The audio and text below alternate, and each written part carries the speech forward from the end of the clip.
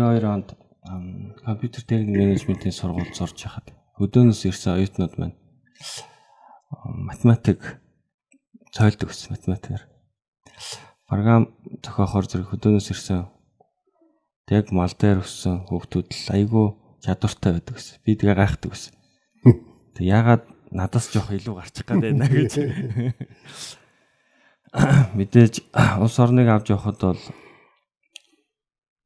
одоо маш их тооцоол хэрэгтэй л дээ. Компаниг удирдахад хөргөж тоо боддог. Энэ ашигтай, энэ ашиггүй юу? Энийг хийхээр үр өгөөж гарах уу? Энэ юу цаашдаа ер нь хэр удаан явах уу?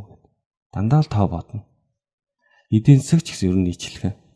Гэхдээ хэрвээ эдийн засгийг одоо өөр мэрэгжлийн хүнд ингээ өгчхөр тэр хүн тоо бодож чадах уу? Чадахгүй байгаа нь харагдаж ил байна л да. Тоо бодохчгүй л дээ. Тэр чинь заримдаа ингэж боддог бид нисэх онгоцыг ундаг дугуй унахтуудыг хөндлө бариулчаад явж байгаа. Тэгээд яхаа ночиж онголдохоо уснаа мэдэхгүй л явж байгаа хэрэг шүү дээ тэр чинь. Юунд би ингэж боддог монголчууд ингээд хөгжөхөд нэх гоё сайхан таатай нөхцөл одоо бүрдэж байгаа нь дэлхийн хөгжлийн төв Аз руу чиглээд ирлээ. Урд нь бид чинь технологи өндөр хөгжсөн, шинжлэх ухаан өндөр хөгжсөн Европ, Төв Америк дэвлэг гэж ярьдаг байлаа л да. Тэгтэл одоо Аз дэврөө маань дэлхийн эдийн засагт 1-р дурдаг, Хятад байна, 3-р дурдаг энтхэг байна. Тэгээд дараа нь Япон, Сингапур ингээд Солонгос гээд олон сайхан төвүүдтэй болоод байна. Энэний хажуугаар бас манай улсын тойрсон 2 хөршөө маань хамтын ажиллагаа их гүнзгийрч өргөжж байна л да.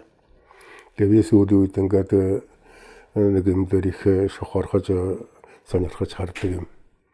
Энэ хойд Оросын тал, урд Хятад тал 2 Монголд хамтын ажиллагаантай коридор нэгээч гэдэг санал тавиад байгаа.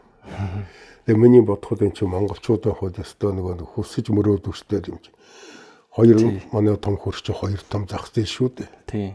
Тэгээ энэ хоёрын харилцааны зангилаан дээр бичүү сууж байгаа улсууд чинь энэ үнд нь оролцоод өөрснөө эдийн засгаа хөгжүүлэх, үйлдвэрлэлээ хөгжүүлэхэд маш их сайхан л да. Орос орн гэхдээ зэрэг чинь дэлхийн сэрүүн бүсийн хойд хагсын сэрүүн бүсийн ихэнхийг эзэлж байгаа юм шүү дээ. Монголын малчхан түүхүүдээр хийсэн бүтээгдэхүүн хийс эсгээ гутал хүртэл тэгээд нэг хэдэ савхын дээлээд нь хувцсны хойд зах зээл рүү гарахаас халуун орон руу гарахгүй л тань чинь тий. Энтэй чинь сайхан боломж нэ.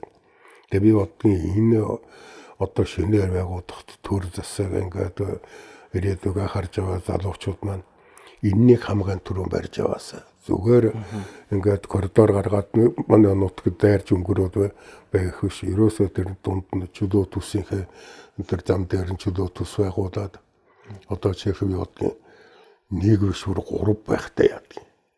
Ходоор дайсан нэг баруун талын чөлөө төс. Энд чинь монголчин 3500 км шүү дээ зүүн хөлөөс баруун хөл хүртэл. Тэгээд дундуураа ганцхан гэх чинь бас л 1000 гаруй километр тойрж төв урсгал руугаар нь тэгвэл 3% ачхтай тэр чинь богдхон замаар тэгээд 2 хөрш чинь харьцаад боломжтой болно. Тэдэн ч ашигтай, бидэн ч ашигтай. Нэг нь доронтоор дайсан.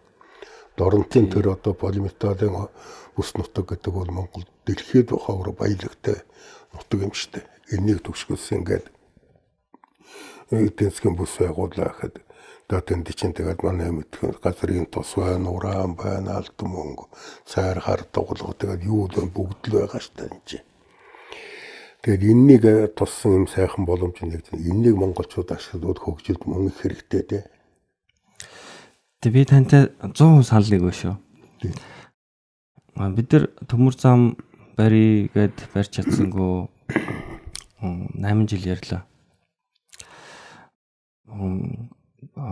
Хурдны зам барья гэд бас зөндөл удаан ярьлаа. Бас нэг үг байдаг хүн хөршөө сонгодог вэ гэдэг. Тэгэхээр нэгэнт хөршөө сонгохгүй юм чи бид нар 2 хөрштөгөө 50 сайхан найрсаг харилцаатай байх нь бол зайлшгүй зүйл. Таны хэлж байгаагаар бол одоо бид нар 3 ийм сайхан коридор байгуулад 2 хөрштөгөө сайхан тохиролцоод тэр дотор үндснийхээ эрх ашиг яаж хамгаалах боломжийг бий болгоод хангаад Тэгээд энэ хоёр өрштэй гүүр болж ажиллах юм бол магадгүй тэр коридоруудаар дамжаад бид нэр баялаг бүтээх маш их боломж байна л да. Тийм.